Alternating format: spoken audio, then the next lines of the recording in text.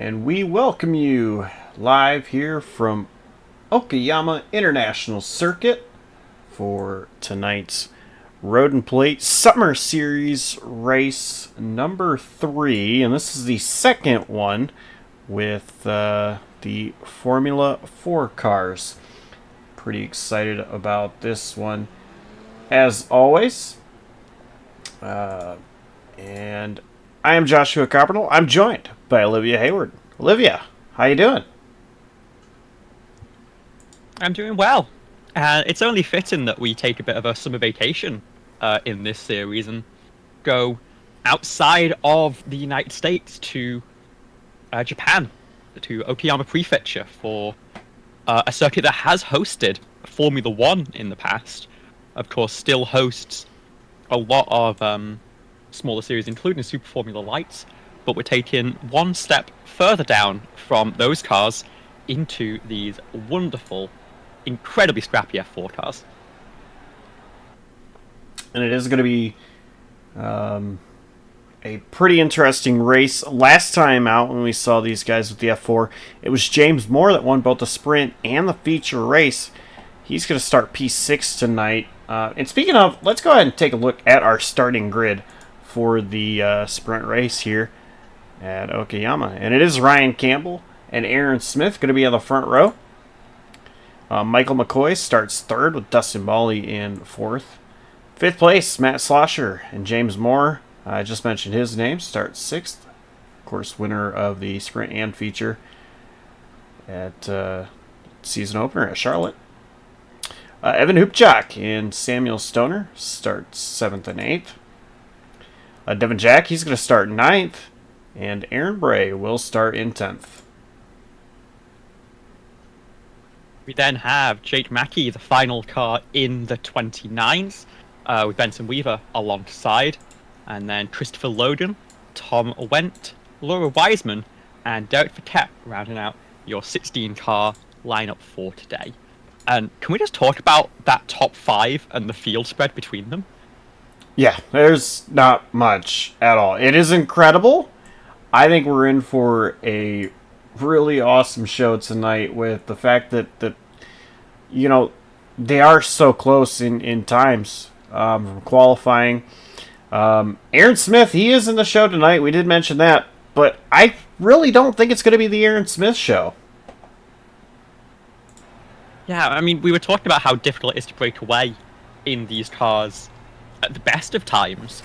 This track may be a little bit easier than it would be at the Roval, but with the top 5 all separated by 69 thousandths, and of course James Moore starting directly behind to pick up the pieces, this is going to be a very frantic sprint race. Again, 15 minutes might be more of what you're used to on iRacing nowadays in these cars, and then after that, the top 10 going to get flipped on their head for a 35-minute feature with a pit stop. So that second race especially is going to be very frantic with these very fast drivers cutting their way through the field.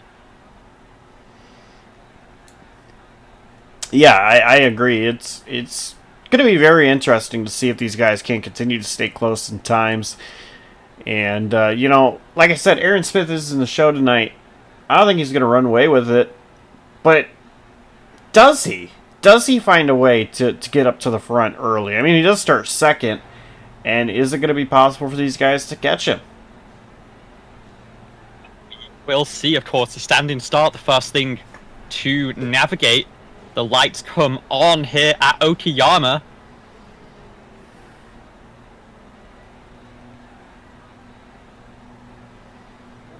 And so the grid timer is out.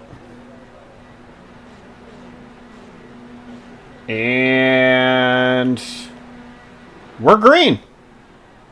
And someone didn't get going. Start from McCoy. Couldn't get it rolling. Everyone manages to avoid, but he's been swallowed straight into the pack. And up front, it is Campbell who holds on for the time being. McCoy is down to 9th already. That was not the start that he wanted to have. It almost looked like someone got into him, but I think everybody's going to be okay. Yeah, Matt Schlosser, it looks like, very, very close, maybe catching a little bit of contact, but the car looks okay. He's going to keep going and take up that spot to 4th position. So now 2 things to watch here. It's going to be how quickly can McCoy cut through, and then can Aaron Smith get the move done here into the hairpin? Not quite yet. We are going to file through to one of the trickiest sections on the track, coming through Revolver and Piper. You can lose the rear end very easily here. Pretty sure I've driven stock cars on this track plenty of times. Not so sure I've ever driven anything like this here, but you mentioned tricky. It is really tricky. And these guys have more grip going through that section than what I've ever had. So they make it through, coming off the final corner. I believe turn 12, I think is what I saw. So this track is 12 turns. We got the 12! Speaking of, James Moore, he gets super sideways. It's going to be okay, but there is a slow car. He's not to be okay. That was contact. It was Hoopchak that straightened him back out. They're both wounded from this. And then meanwhile, that was Jake Mackey who pulled to the side on the start-finish track, I think, having some pretty serious connection issues there, and is going to retire from this feature race, while Hoopchak and Moore both with meatball flag showing after lap 1. Oh, man. Try to take a look at this. He just got sideways, and there's the contact. And it's such a commitment corner. You have no time to react to that sort of issue. Moore now spinning in the hairpin with that damage. Of course, probably taking the hit to the rear. 3 wide as the field slots back through. That was Tom Went and Benson Weaver. And you can see how difficult it is to go side by side through that section. Cars ducking all over the place. Again, Moore is damaged as pace, but he's going to have to pit for a repair here and is stuck right in a hornet's nest between these drivers. And it's causing chaos behind as Christopher Loden gets shuffled out wide. Meanwhile, the top 4 cars pretty much all under a blanket. Campbell, Smith, Bally, and Slosher all within a second of each other. Smith, he wants to get around Campbell.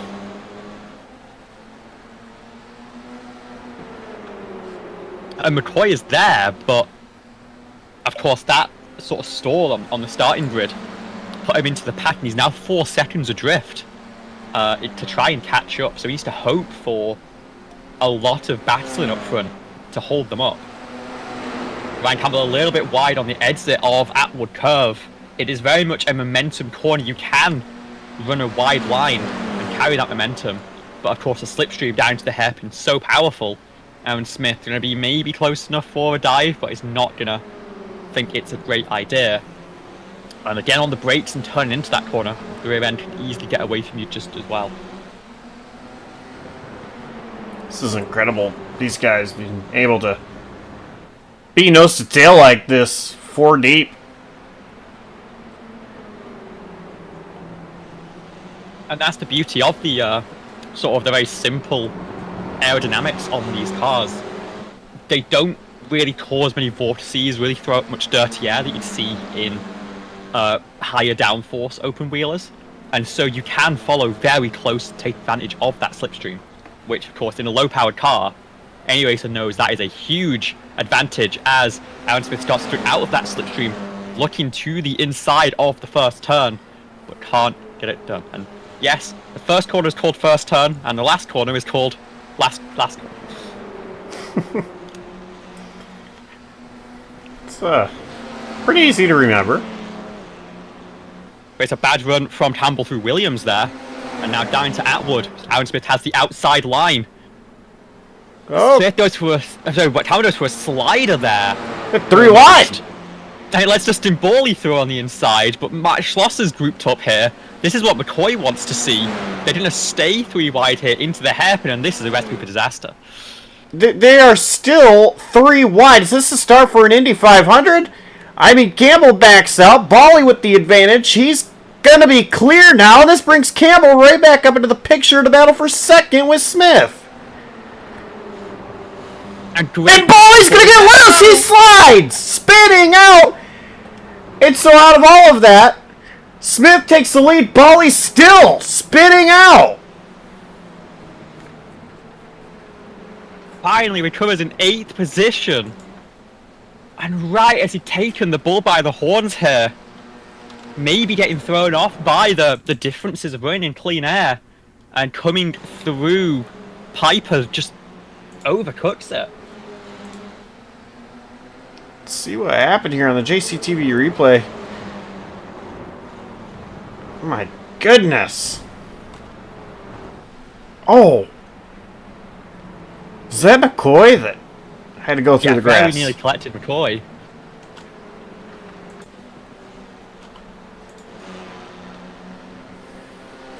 Because he is clearly power down as McCoy trying to catch back up to this group, seeing the chaos that's happening up ahead.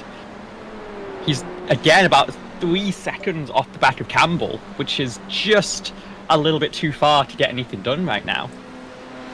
Meanwhile, Aaron Smith to the lead and Matt Schlosser trying to chase down. Again, Aaron Smith was in the lead very briefly out of turn 2 last lap before Campbell sent it through Atwood to hand it off to Dustin Borley. Now to be a little bit more sensible as we are approaching the half race distance. This is lap 5 of a projected 11 in this sprint race.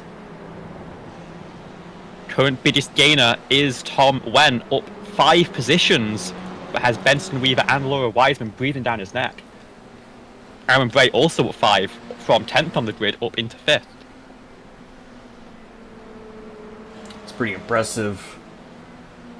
You see Aaron Bray, he's got Devin Jack right behind him. Talking about Tom Wendt, who's leading a couple cars right behind him. His number 28 machine. Slosher, I mean, he is staying right there with Smith.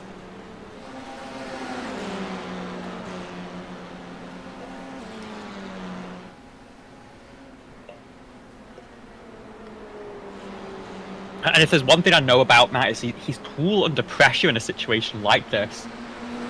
He is used to running at the front of fields in IndyCar races, and is putting on a similar pressure to Aaron Smith here to see if he can get forward in the F4 as well.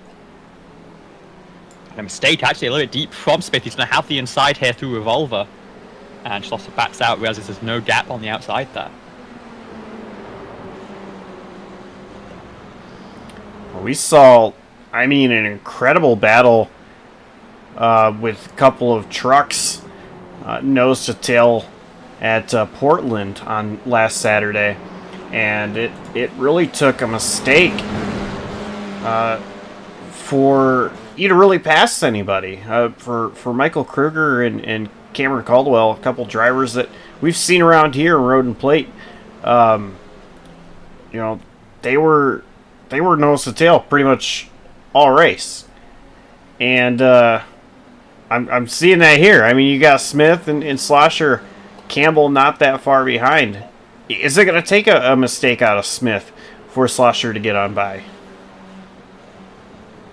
He needs to be, I'd say, a tenth or two closer to not really force a mistake, but to force a defense out of Aaron Smith.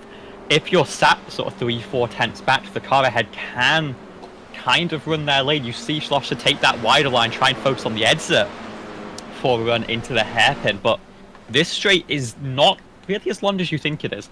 The draft does not take a huge factor, and he's just back to 3.5 tenths by the time we get into the braking zone for the hairpin. He's just got to stay that little bit closer to make Aaron mirror drive that little bit more.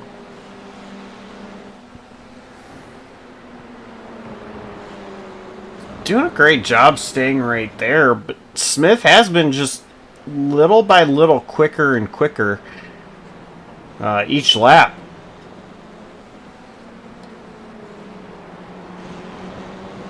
And this is the other thing about this Okayama circuit, sort of trademark of Japanese racetracks, is a slightly more abrasive surface. I think it's due to some of the contents of the aggregates, some seashells and similar, that means that over the course of a longer run, especially through the feature race, you're going to see a little bit more fall off, and We actually saw 2 weeks ago that the tyres don't take very long to change in this car. I think it might be a very smart plan to go for that 4-tyre pit stop when you come in to refill for the second half of the feature race.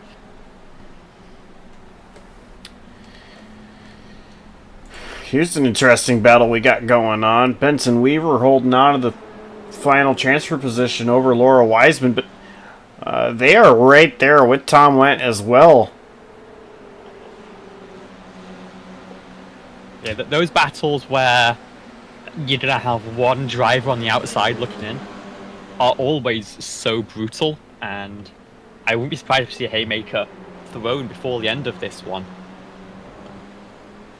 Battle for 5th place is pretty hot as well. They're side by side with Aaron Bray and Devon Jack. Through the hairpin, Bray has the inside through revolver. There's nothing you can do through the outside line there. You can almost try and pinch them and force a spin, but they're going to spin right out into you. It looked like Jack kind of went out into the grass as well.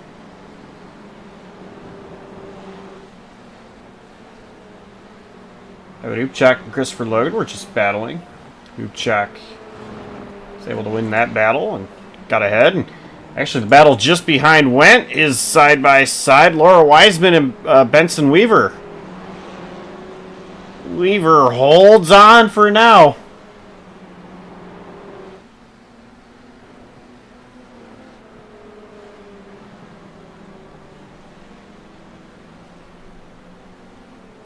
And does do a great job. Again, this car very momentum based. You are gonna set up a move over multiple corners. You get to the outside of someone, force them to enter one corner narrow. You can start attacking them. Matt Schlosser set the fastest lap in the slipstream last time by. He's gonna have a look now down into the hairpin. Got to be brave on the brakes. You've got to make sure to not lock the rears and go around. They're going to be side by side. He needs to clear, because the inside is so powerful through revolver. He can't clear. They're going to stay side by side. Can he carry the momentum now through the outside of Piper? Yes, he can. And Matt Schlosser from 5th on the grid to the race lead with coming to the 2-lap to go signal. That was a really incredible pass. 1 minute and 50 seconds remain in this race. So they're coming off turn 11 through the final corner. I did not expect that to be possible. He just did a great job holding on through revolver so that he could then carry the speed through the net left-hander, which is a much easier corner to go side by side in. Yeah, that was incredible. And I think a lot of it was, I noticed Smith had a very shallow exit. I think that had a lot to do with it, to allow Slosher to stay side by side like he did. Yeah, almost. Do we know if Aaron Smith runs in VR or on triples? Because leaving that sort of additional room on exit is often a thing where you're on one monitor. You don't really have the same peripheral vision. You've got to trust the other driver a little bit and just give them more space, and it can leave you a bit vulnerable. You see, Slosher goes a little bit like a lane inside down the straightaway to cover the dive into the hairpin.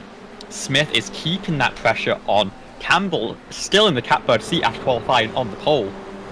And it's not the best exit here from Slosher, but can Smith get the move to the inside? No, it's covered off. This final sector is so tricky to even go single file through. And Matt is looking, he's going to try and hold on through the final sector and take the white flag in the lead of this one. Just enough time for them to have one more lap. But, well, I don't know. Telemetry's saying checkered. Oh. So did Matt Slosher win? I'm hearing good win. So it seems like they brought the checkered flag out for that one. All right. It explains the aggression from Aaron Smith. The race time was just a hair under 15 minutes, in fact. So the any percent speedrun, ringing true, and Matt Schlosser takes home the race win by less than 1/10 of a second. Benson Weaver gonna get 10th. So is this the 2024 Rolex 24 all over again? Not quite. It was only about a tenth of a second off this time. But that's the thing. iRacing has to predict, and it considers the white flag official, much like a lot of American race series do. And so it saw sort of about 1:30 left on the clock as they came to the line, and we didn't see it, but the white flag came out, and so then no matter what, the next time was going to end the race, even if we had not quite hit the 15-minute mark. 10 laps in the end. Matt Schlosser takes home the race win, ahead of Aaron Smith and Ryan Campbell. And let's go ahead and talk to our sprint race winner, Matt Schlosser.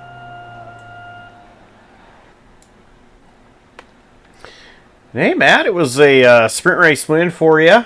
What was it like out there? Oh man, it was fun. It was very slippery. Really cool battling those guys. It was. Man, I'm a little bit out of breath. It was a really good race with Aaron. I was able to get to his inside in the hairpin, and we went side by side through the next two turns. And shout out to him for really good, clean, hard racing because that was awesome. And I almost gave it back to him because honestly, I was a little timid leading. You get so used to having a car in front of you to set markers that when you're out front and you're pulling them in the draft, you're at a little disadvantage. So fortunately able to hold on. But that was fun. I love this track. That was really cool. Now I'll talk about that race start. It was like as soon because you guys do standing starts here, which is a lot different than what we normally see out of you guys. So immediately, I believe it was McCoy was right in front of you. Yeah. What was that like? Yeah. Sorry, I didn't mean to cut you off. No, that's all right. He didn't go. I'm not sure if he had a problem or what. I actually clipped him, and I had wheel damage. And fortunately, I think it was like very, very, very slight wheel damage because I didn't feel any type of difference. So, yeah, that was weird. I'm not sure what happened, but fortunately, I didn't tear the whole front off the car or his car and was able to continue. But yeah, the standing starts are weird. I mean, I always get nervous for standing starts. Like you just kind of sit there. You don't know when the light's going to go off. It's easier to roll behind the pace car, I think, but it's a fun challenge to do the standing start. So now you get to do it all over again, and this time from the 10th position. What are you looking for as you try to do all this again, but this time coming from 10th? Yeah, I mean, I think patience is going to be important. It's a longer race, so I had to be a little bit patient in that first race. So I think just be patient and, try not to give up time battling for no reason and have a good pit stop and keep it clean and try to be there at the end. Hopefully you can get back near the top 3 again. All right. Sponsor shout outs. Who gets it done for you? Yeah, shout out to the league. Shout out to Dustin for managing the league, and thanks to you guys at JCTV for putting it on. Putting on the broadcast, and yeah, that's it. All right. Well, congrats on the sprint race win, and maybe we'll talk to you a little bit later. Thanks, I'll try. Have a good one. All right, good luck. So that was Matt Schlosser, our sprint race winner, as we get ready for the feature here at Okayama.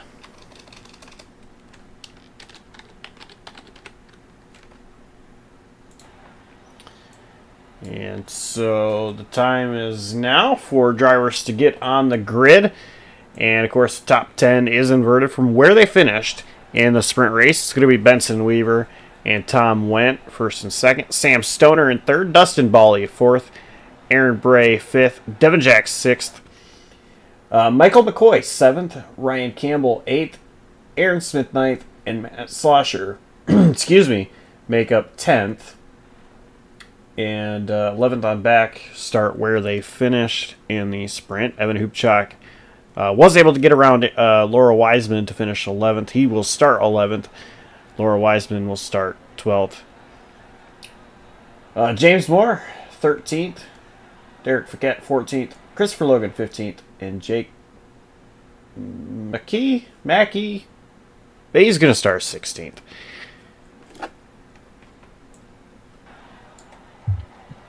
And we do have a bit of a complication on this start, which is that Ryan Campbell has an EOL from last week's action over, I think, Concord. There's no easy way to apply that to an iRacing session, and so we are going to see how Campbell ends up giving up those positions, but he's going to go to tail end at the start of this one. That is going to be interesting.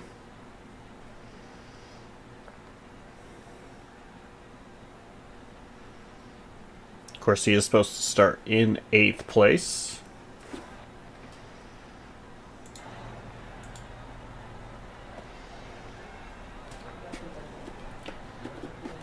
So we'll see how that's going to happen. Waiting on Matt Slosher to get on the grid, it appears. He's got 15 seconds to do so.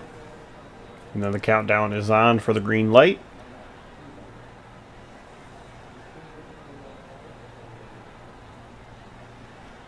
So we are getting ready for the feature here at Okayama International Circuit.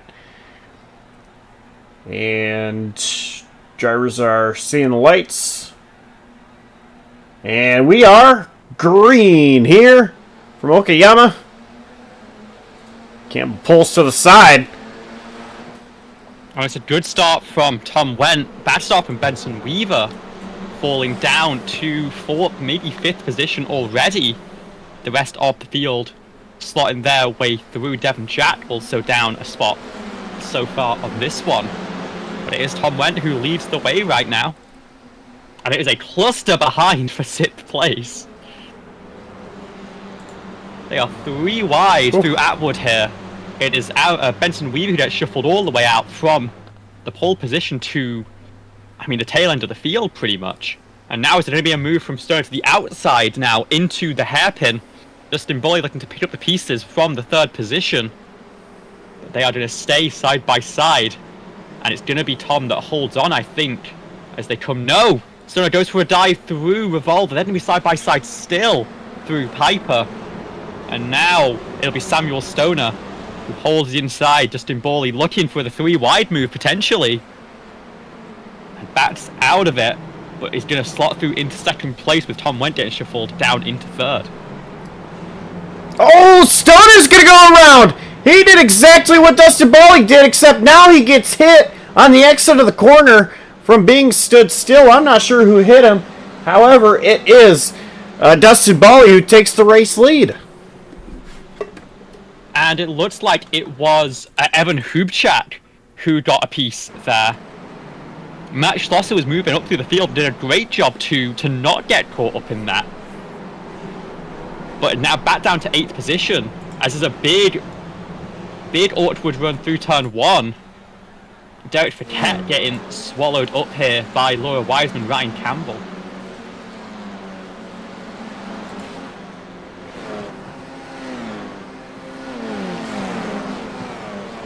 I just don't know where to look in this race right now. Everybody is so close. Ryan Campbell to the inside of Laura Wiseman. Well, driver's right, rather. Campbell is going to get the position away. So Wiseman goes wide. Tom Wendt up here battling with Aaron Bray. And a few others. James Moore. Matt Slosher.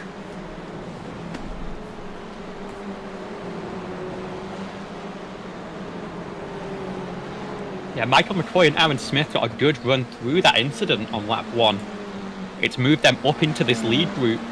Meanwhile, you've got Moore and Schlosser who are still having to fight their way through now have a little bit of clean air with Aaron Bray ahead, but are just off the tail end of the draft right now. Need to work together to catch back up to our race leaders.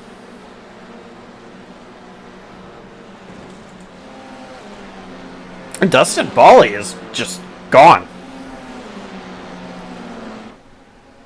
So Jack and McCoy are battling for second place.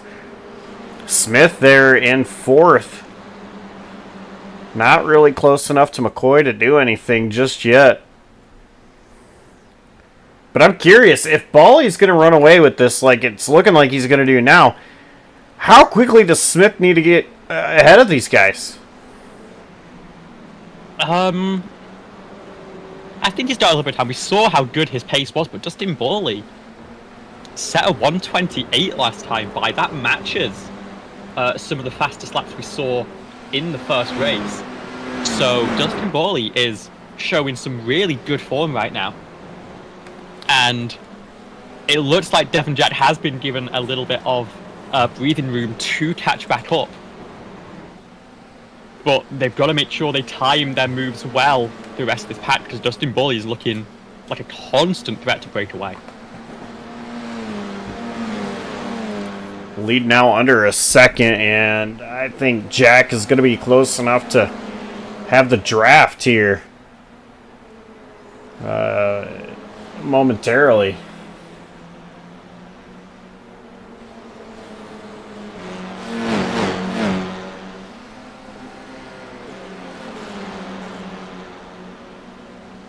Yeah, to that second group is 4 seconds already.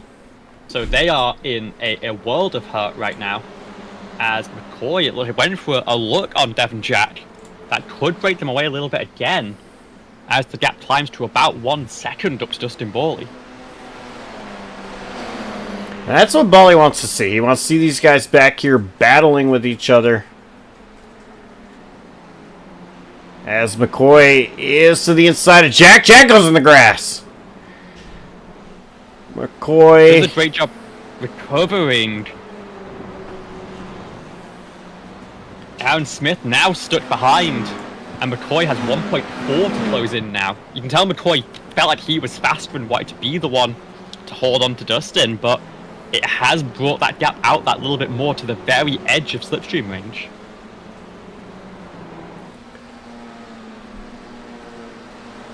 Dustin Bally doing a fantastic job. Made that mistake in the sprint race as soon as he got the lead, but he is not making the same mistake here in the feature.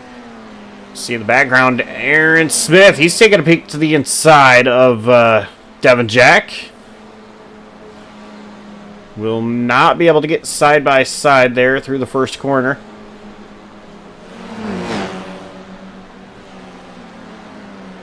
But he's still put the pressure on Jack. Yeah, and you need to keep that pressure on to eventually pick your way through. Atwood could be the corner, and Devon Jack does run wide. He's done that a few times so far this event, and this time it will let Aaron Smith have a run to the inside, but now Jack has that little bit of slipstream from McCoy ahead. Smith has to defend the inside here, keep the overlap. And Jack going to try and break late, keep the nose in for Revolver. But Smith is too strong, moves up into the third position. And now he has to close in 1.4 seconds up to Michael McCoy. It's an incredible job by Smith to make the move and make it happen as well. So now, you mentioned it, the gap between McCoy and Smith. So how quickly does Smith set his sights on McCoy? So Aaron Bray had a solo spin there coming through Redman Corner. One of those final set to hairpins. Christopher Logan spun in sympathy behind. They're now in a battle pack together.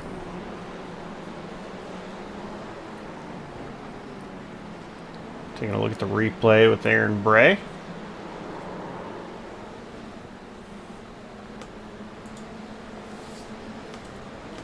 Saw Logan there.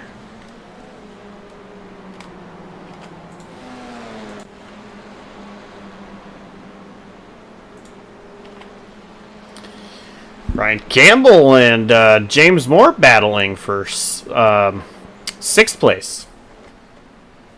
Yeah, remember Campbell went to the very tail end of the field on the starting grid as part of that EOL from Concord. Now looking to move up into the 6th position after... Oh! Ooh. You saw the lockup there. That wasn't an intentional move. The car just didn't quite stop in time into the hairpin. We hope both those cars are still pointing in the right direction, but I'm sure Moore not particularly thrilled about that one. Yeah, probably not. I wouldn't be. Oh, and Moore.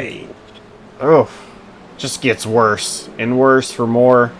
Saw the spin there. Now he is under fire from Wendt. I'm sure his tires are screaming right now. Aaron Smith in pit road, though. Oh. And is that damage, or is that just a very early stop to try and make something happen in that number 70 car? Fuel only. Yeah, then he started to fall away from the field, and so decide to pit. But the problem with that is that now he's caught up in traffic. He's got Logan ahead. He's got Aaron Gray ahead. He's basically exactly where he was 5 laps ago. Meanwhile, Borley and McCoy have a little bit of clean air to work with here. And generally going long in these situations is the preferable option.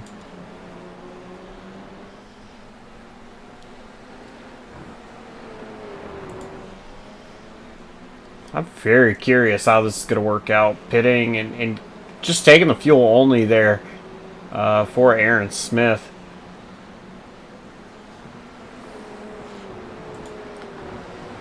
Benson Weaver gets a little wide into the grass.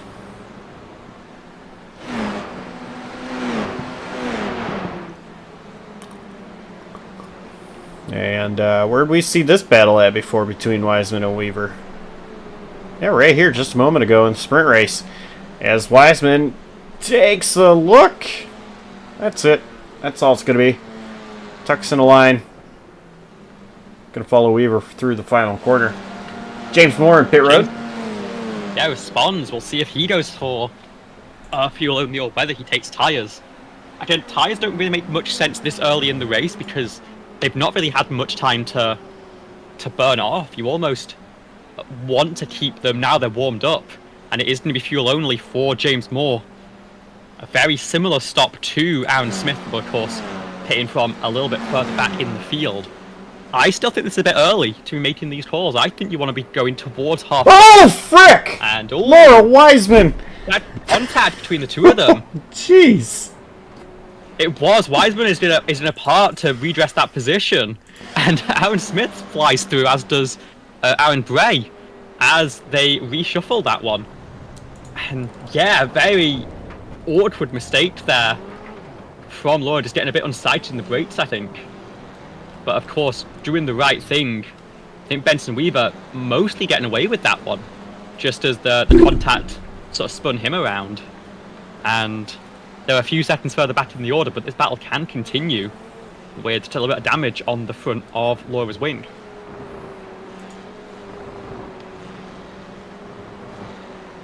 That was crazy.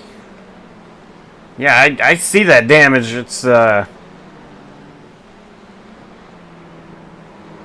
oh man. Yeah, it's affecting her. Yeah, this might be a case where taking the pit stop now can make sense. Seems to be in the window. And that fast repair is available, and it looks like that is going to happen, although it might have picked up a black flag on the way into the pit lane. Got to stay in the inside of those final 2 corners. And yeah, both of those cars actually are going to choose to make that stop, to maybe more damage lingering on that number 1 machine. One thing I've been noticing, though, looking at the telemetry, McCoy is catching Bally. It's now within a second. And, I mean, you see the 2 cars there. They are close. Yeah, it's just had that little bit of slipstream to work with. McCoy has, I believe, the fastest lap of the race because of that.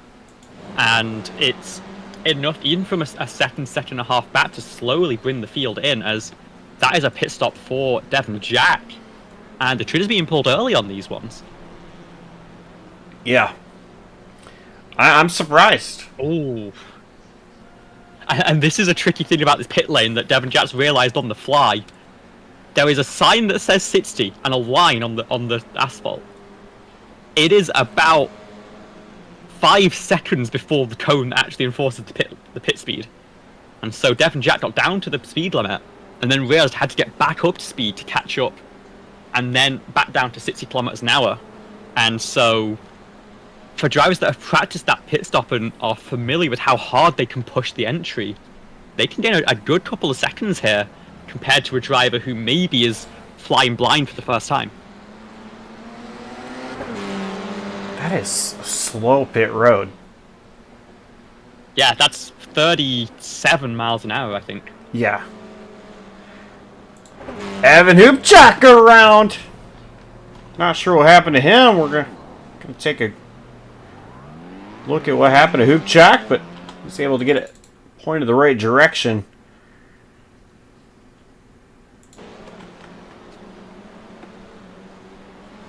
And that really is bad to worse for Evan. Got caught up in that same corner, lap 1, in a spin. And unfortunately, it's going to lose that little bit more time. Update on Laura Wiseman, by the way. Took tyres, as did Weaver and Logan. Did not take the fast repair, instead sat for an extra 10 seconds to get that manual wind change applied. So that is a fresh car. And if something does happen to Laura, there's still a spare car in the pit lane to go into. The battle for the race lead is as close as it has been since Bali took the lead. McCoy is right there. He's gonna have the draft, the slipstream.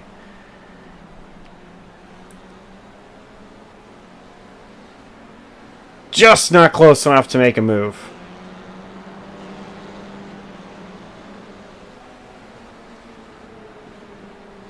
And at this point now the question would be, does McCoy try and fight this one out on the racetrack, or does he try and jump in pit lane and get the move done? Aaron Smith is currently caught behind Aaron Bray, but has set a couple of quick laps in that slipstream and might be a bit of a threat for that undercut. We'll see if either driver chooses to pit here, then to stay out that little bit longer. I think McCoy thinks he can get it done on the racetrack, and if not, keep charging forward in the slipstream for the time being. Take a quick look here at Smith and Bray. Battle of the air, and Smith has it to the inside, which what becomes the outside there. Now trying to cross over. Just not able to get it done, having to tuck back in the line behind Bray. Yeah, and again, Aaron Bray, as the rest of the top 7, yet to make their pit stop. Smith 24 seconds off the race lead. It is 25 seconds from cone to cone here, including a full fuel pit stop. The margin is quite tight. It's going to be close for these leaders, whether they come out ahead of Aaron Smith here once they make their pit stop. And the more that this holds Smith up, the more and more, the tougher it's going to be for him to be able to make up the position. Smith was a second off his fastest lap last time by. Lost 7/10 to the race leaders. That is the downside to the undercut. You end up in that traffic of cars that are yet to pit, and it puts you in an awkward situation. Meanwhile, Justin Borley forced to go narrow there into turn number 9. They're going to come through the final 2 corners again. They're going to stay out. They're going to extend for as long as possible, realizing that Aaron Smith is in a really difficult position here as he goes for a look down into Redman corner, and he's going to finally get it done. And actually, McCoy McCoy gave a message over the voice chat to push the group forwards. But I think maybe intimidated Dustin Bolling to a mistake in turn number 1. He's through for the race lead. But I think they're still working together. They're trying to build a gap to Matt Schlosser here, and by extension, Aaron Smith on that pit stop strategy. So much to watch out for, and there's a battle a little bit ahead of Smith, and that is Tom Wendt and Jake McKee. They had been side by side. Wendt pulls a couple car lengths ahead.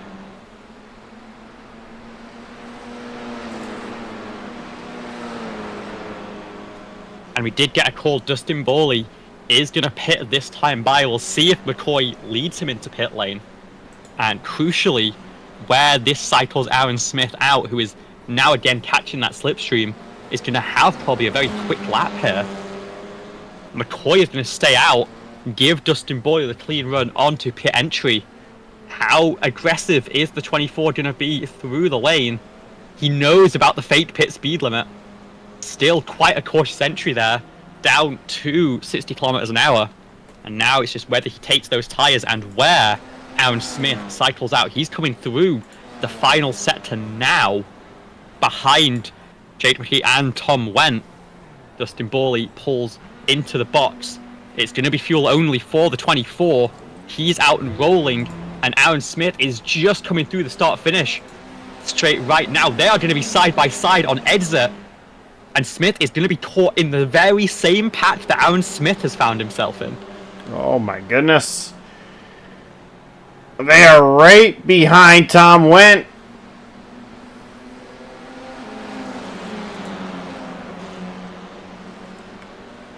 Smith was able to get past McKee. Boley is to the inside of Wendt. This might open up the door for Smith as well, as Boley is clear. Smith now looking, and he's going to get the draft from Boley. Boley pulls even further to the right, as they're going to be 3 wide. Wendt goes wide. Back out there. Still gets the move on Wendt, but is now 0.6 of a second behind Dustin Boley as they finally have daylight. The question now becomes, as Michael McCoy continues to extend this stint, what is his clean air pace looking like? It's a 29.0 last time by. McCoy is looking in a very good position to hold on to that race lead after the pit stop.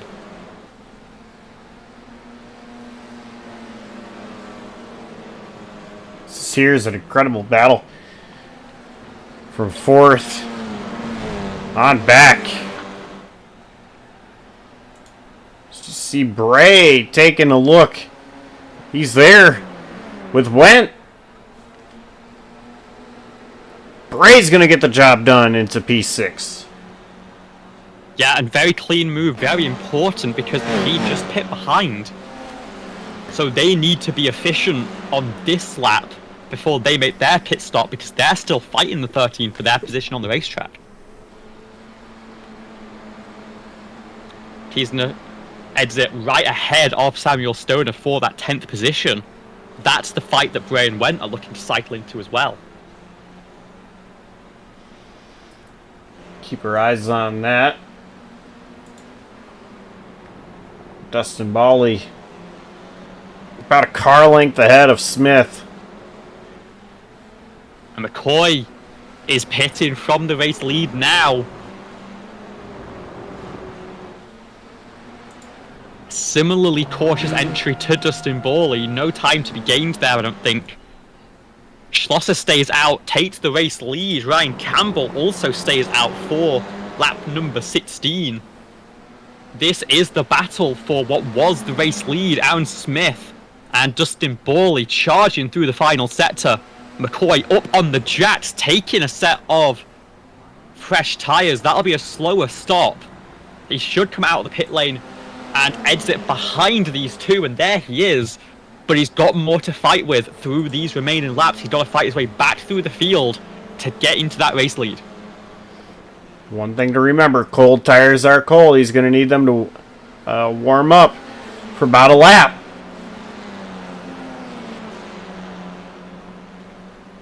He's on the very edge of slipstream here. If Bawley and Smith can work together, they might be able to drop him clean from this pack.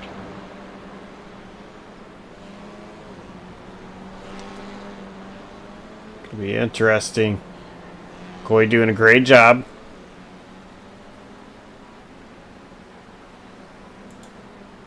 Bawley locks up, actually.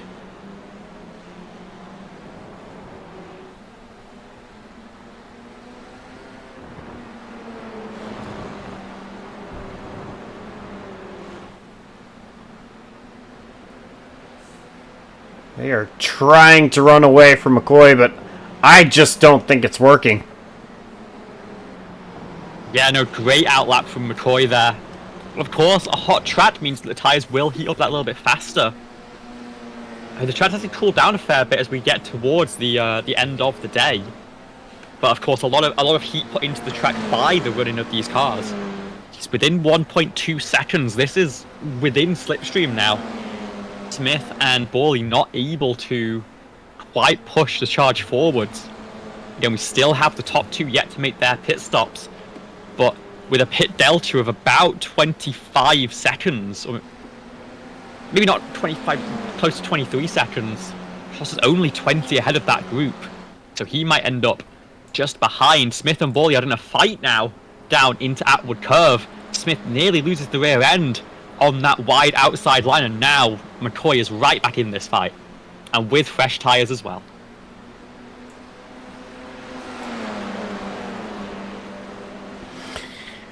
These guys are going to have to try to hold McCoy off, but I don't think it's going to be easy by any means. And also, what does Slosher and Campbell do when they pit? Well, we'll find out. Campbell is peeling in this time by. And a much more aggressive entry for Campbell. We'll see if he goes fuel only to try and get into this fight. Or whether his priority is with that battle with Matt Schlosser, potentially. So he is... That pack is already onto the start-finish straight now. It looks like Campbell is taking fuel only. It's a short stop, but it won't be enough. He's going to cycle down into 5th place. And out of slipstream, as Aaron Bray could cause him a little bit of trouble here in turn number 1. Bray, also a car yet to pit. Tom Wendt came in right behind Ryan Campbell here.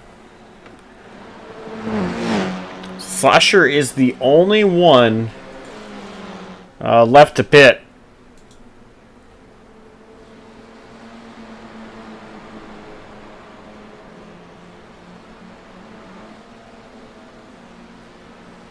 And he needs a big fight between Bawley, Smith and McCoy, because right now he's about 2 seconds adrift of them, even with a fuel-only stop. And he's just to be that tiniest bit out of slipstream range. He needs them to slow each other up here in a fight, as he finally does make the call down to pit lane. This will hand the lead back over to Dustin Bawley.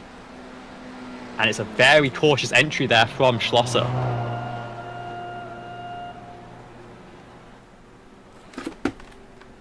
We'll see what the call is here for Slosher, because he is going to be in his box. And looks like fuel only. He's rolling, but again, there's the field. McCoy going to be side by side with Smith. Smith holding him off. He's trying to. He does.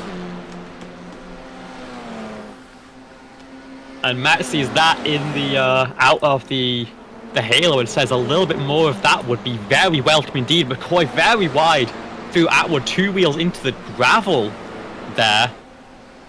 And Matt is on agonizingly close to slipstream, 1.8 seconds behind this group, as Bawley and Smith look to battle it out for the race lead, with Just 7 minutes left to go in this one.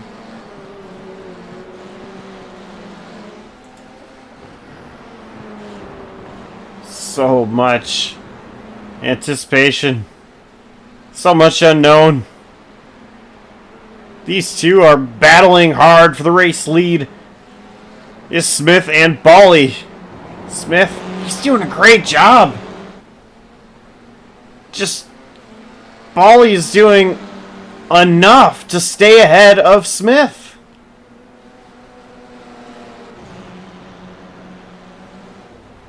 Six minutes and 10 seconds remain in this race. We will have 5 laps to go here. And it is 0.2 of a second. Smith looking for a way around McCoy. Remember, on fresh tyres, hasn't been able to make any use of them yet. But the longer this race goes on, the more those tyres for Bawley and Smith are going to wear out. Smith to the outside into Atwood curve. Bawley goes wide. Smith goes for the crossover. Can't find anything of it. And this does bring McCoy back into the fight. Schlosser still 2 seconds back with Ryan Campbell on his toes. Smith pulls out a line. He's going to try to outbrake Bali. Bali trying to outbrake Smith. Here comes McCoy side by side with Smith. Just not able to stay there. This battle. The bottleneck of Revolver again. Campbell runs wide on the exit of Piper, nearly finds the barrier. Schlosser is a 1.5 seconds off the back of McCoy now. These top 3 are starting to throw haymakers, and it could make this a 5-car fight if they keep it up. Oh my goodness.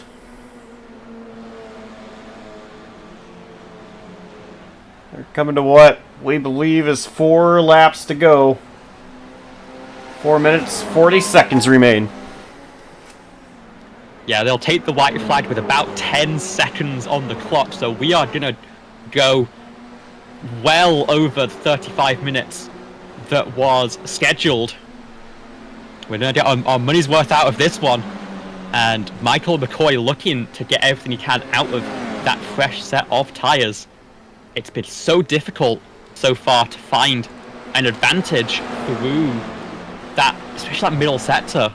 But he's close this time. He might have an opportunity if Smith and Bawley fight through the hairpin again.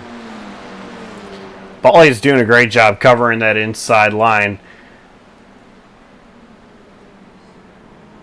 As you see once again, side by side for Smith and McCoy. Smith prevails. Smith wanted the crossover on Bawley, but McCoy put the nose there and stopped it from happening. And again, every time they do that and check each other up through the hairpin, it just invites Schlosser and Campbell that tiny bit closer. They are now a second away as we come back to 3 laps to go. Of course, getting to the tail end of the group is one thing. We've seen McCoy has struggled to get anything done from 3rd place. Can Matt Schlosser find that charge and find something to get back onto the podium? It has been a while since Dustin Bali has been to victory lane in a road and plate sanctioned race. He is driving his heart out right now, and maybe a little bobble from Smith, but Smith in the clutches of McCoy. Is this what Bali needs? He is now a couple of car lengths ahead of Smith. Yeah, and Smith is looking uncertain here. I'd be a little bit worried if I was Bawley in this situation, because having another car on old tyres to protect you from the fresh tyres can be quite helpful. McCoy's going to go for it here into the hairpin. Smith is going to leave space. He's going to have the inside down into Revolver, and he's going to prevail once again. James Moore's had an incident a little bit further back. James Moore has a meatball with 3 laps to go. He could limp this to the end, but what on earth has happened to the number 12 car?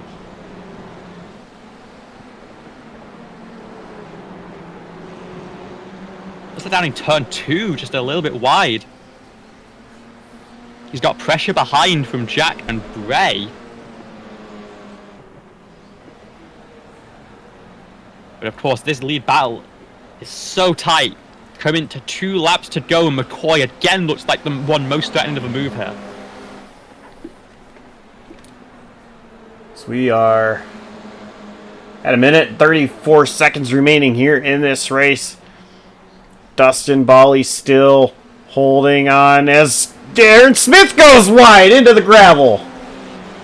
McCoy is gonna get clear.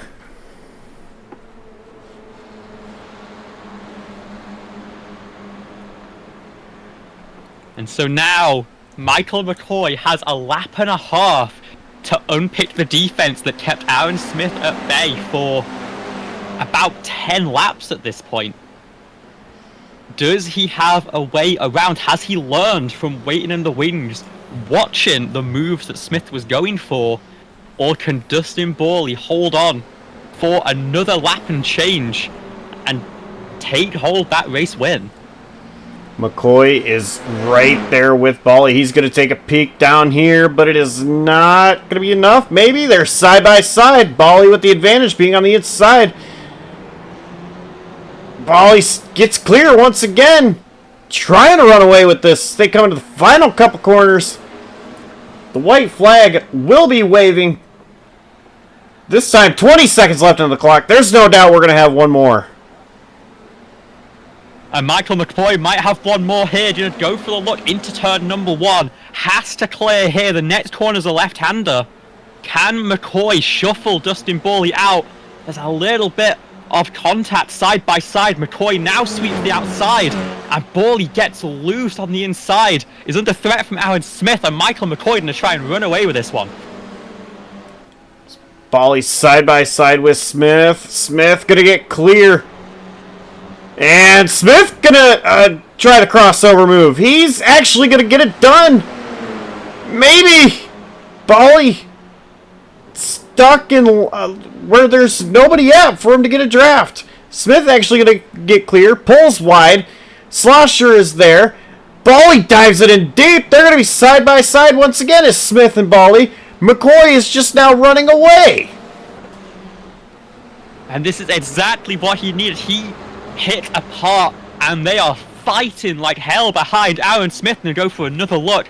Matt Schloss has been looking for the 3-wide opportunity. And they're going to make contact! Down at Redman corner. Schloss is going to be the first one through it.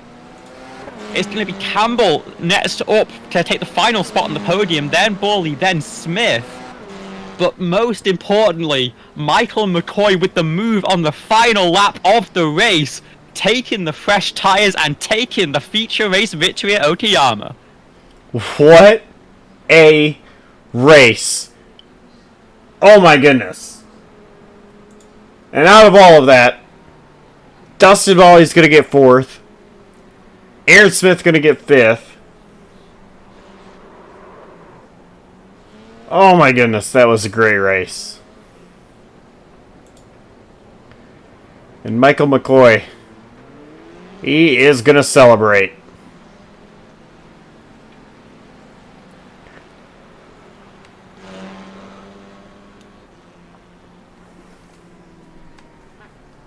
That was incredible.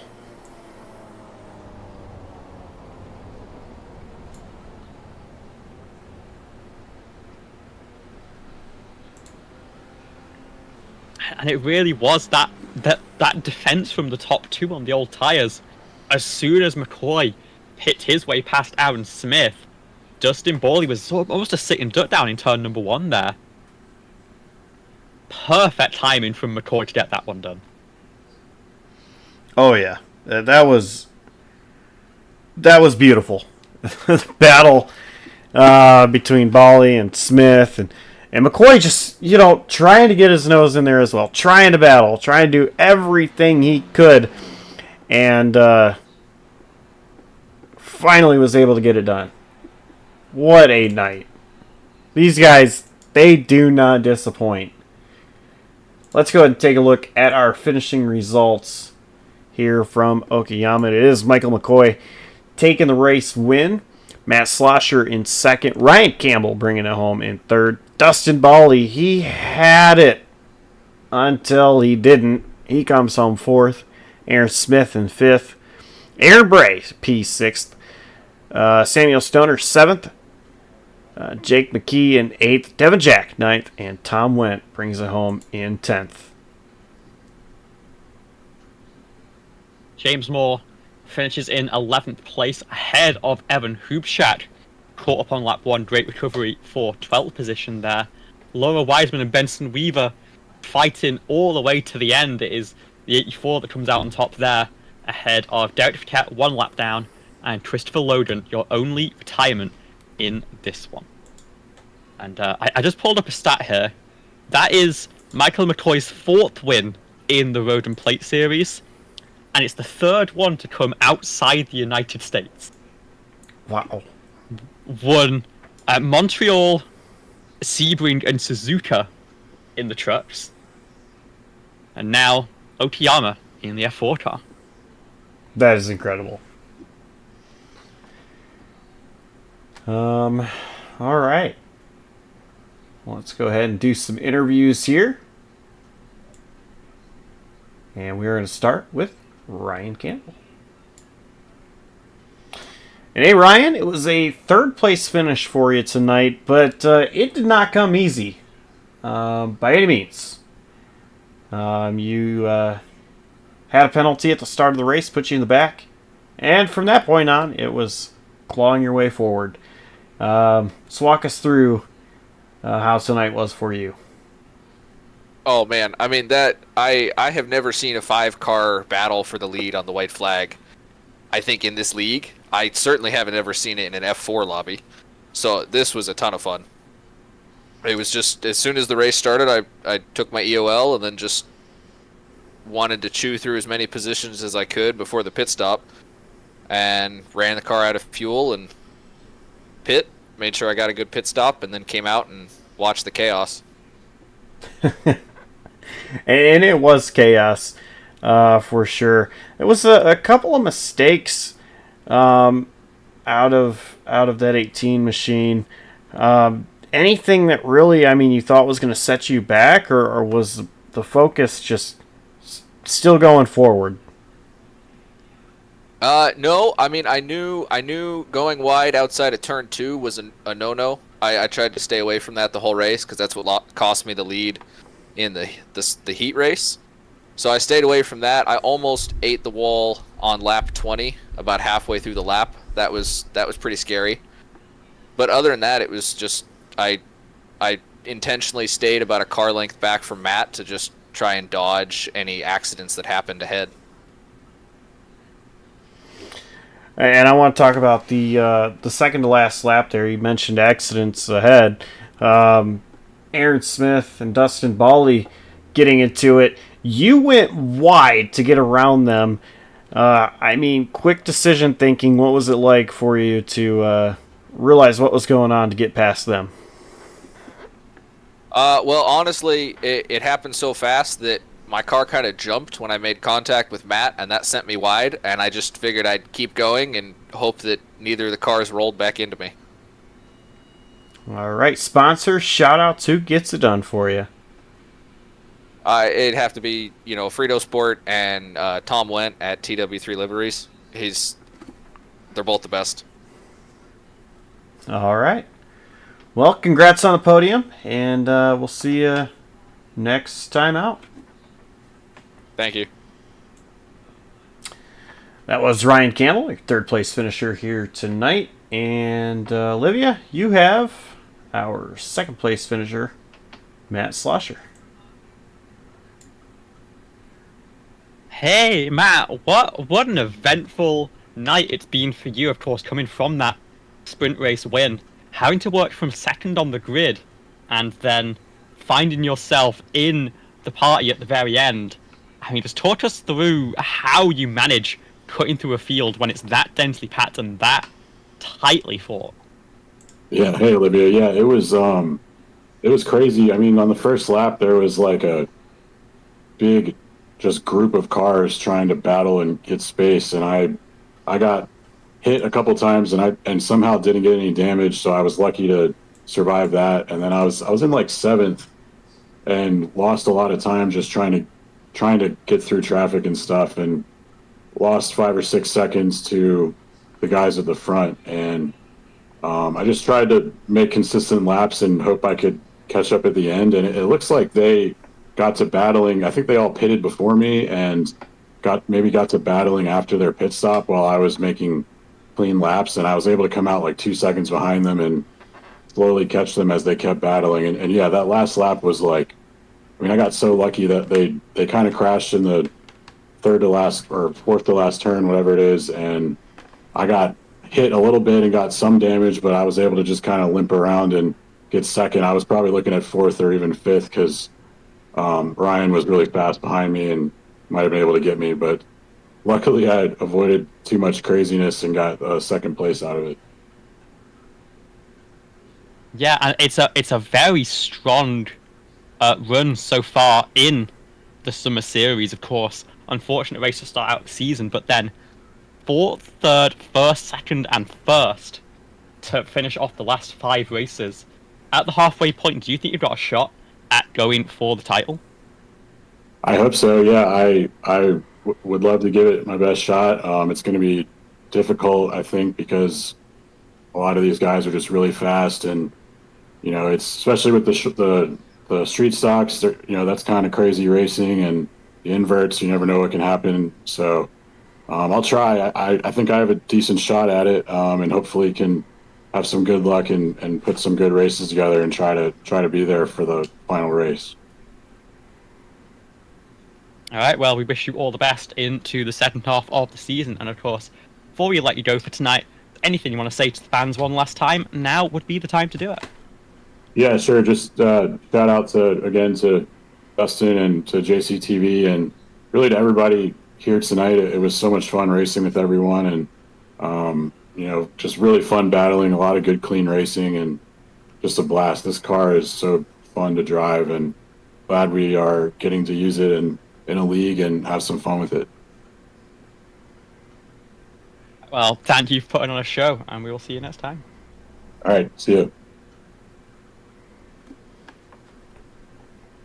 Now Josh has finally our race winner in the number 33 car, Michael McCoy. Yeah, hey Michael. What an incredible win tonight. Wasn't easy. No, it was not. I'm in disbelief still. That was just a great job overall. Game so you actually took tires there, and I think you were the only one to take tires on your pit stop. I mean, what was the mindset like when taking those tires? I figured whatever I was gonna lose in the stop during a tire change, if any, like I was gonna gain back in in track time. In Charlotte, I didn't take tires, and James did, and he was able just to walk away from me in the second half of the race.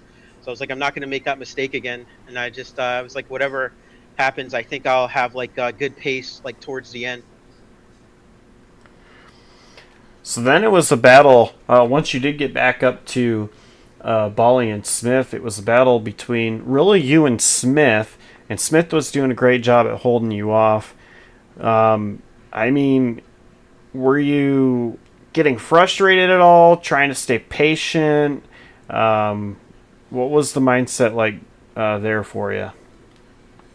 Honestly, I was just trying to keep pace with those guys, and when I started to catch Smith, over and over again at the end of the back straightaway, I was generally like shocked. And then when the third time it happened, I was like, okay, there's a chance. I just have to stay with these guys, like, because they'll start racing each other towards the end. But I didn't know whether to keep racing him into that hairpin, because every time we did, we would lose time to Matt Schlosser. So I don't know, like my adrenaline just took over, and I'm still just can't believe it. I can't believe I won that race. Well, there was some contact ahead of you between Bali and Smith. That opened up the doors for you to take the lead ultimately. And as soon as that happened... no, I'm sorry. You had already gotten the lead at that point. That happened behind you. It was a mistake with Smith that got you around Smith. and then a really good battle was able to get you past Bali. So I guess my question now is, as soon as you realized that they were battling hard behind you with Slosher and Campbell right there as well, was it just eyes forward from that point on? Honestly, I didn't even realize anything happened behind me. Like once I got past Smith and like started to catch up to Dustin, like that's the only thing I was focused on. And I don't know what turn it is, but it's I want to say the uh, the the really slow left and right hander before you get to the fast high speed right for pit lane entry. Like I could see that I was quicker than Dustin there, so I was just trying to stay tucked up underneath his gearbox so I could get a run out of the penultimate corner. And that last lap, I just had like a crazy run coming down to the start finish, and I was like, I'm just gonna go for it, like we'll race each other clean, but it's just go time. All right. Well, once again, fantastic win for you. Great job tonight. Sponsor shout outs. Who gets it done for that winning number 33 machine? I just want to thank my team, which is actually only a team of one, Blue Glove Racing, and I'm associated with Frito Sport, so shout out to those guys. And shout out to the league, and for Dustin and Matt and Aaron for the great racing. It was amazing. Look forward to the next round. All right. Congrats on the win, and we will see you next week. All right. Thanks, guys. Have a good one. You as well.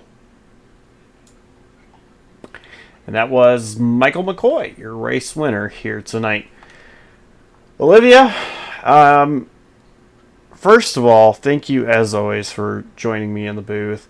Right now, I'm not really sure who the regular color commentator is for this summer series. Canfield's taking a break. Kruger joined me last week. He's actually traveling this week with the NASCAR schedule, so he wasn't available tonight. But that tonight's show definitely did not disappoint. Oh, absolutely not. And it is the great thing about these cars. It's that it keeps the field so close together, and as long as people are willing to race cleanly, which admittedly is something that's difficult to find in officials sometimes, you can get these great battles that go all the way down to the wire. And again, such a close fight in both races for the lead of the race. And credit to Matt Schlosser and Michael McCoy for being the ones to make it out on top in the two of them. Yeah, absolutely. That was just fantastic. Fantastic job for both of them. Slosher in race one having to avoid actually McCoy on the initial start of the race, and then of course McCoy for just everything he did there in the feature event. That was amazing. That wraps it up for us here at Okayama. We've got a long trip back to the U.S. or wherever Bark River is, where special stage takes place tomorrow night here on JCTV. And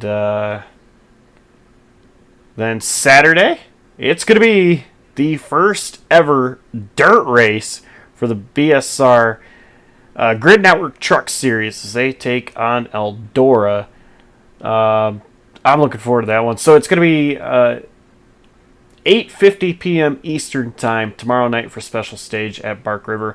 And then it's going to be 7:50-ish Eastern on Saturday for BSR at Eldora. Really looking forward to that one so much. I've been really wanting a dirt race in that schedule for BSR. And then next week, these guys take on, I just had it. It is Langley with the street stocks back. That one's going to be a lot of fun. And I'm already looking forward to the next road course they have, too. And, of course, that's a couple weeks away. I'm going to go ahead and pull up the schedule for you guys to see real quick. So it is, this season is already halfway over. with Okayama finishing up. But Langley, 1 week from tonight with the street stocks. And Laguna Seca in the F4 cars. That's going to be a lot of fun. I want to see these cars go through the corkscrew so bad. That's going to be a lot of fun to tune into. That's still a couple weeks away. And then finished out the season with the Southern National. Still a lot to look forward to here on JCTV as always. So we thank you for tuning in. And as always, I always thank the fans for watching. Drivers for putting on the show, and the Edmonds for broadcast, because truly we really would not be doing this if it wasn't for you guys.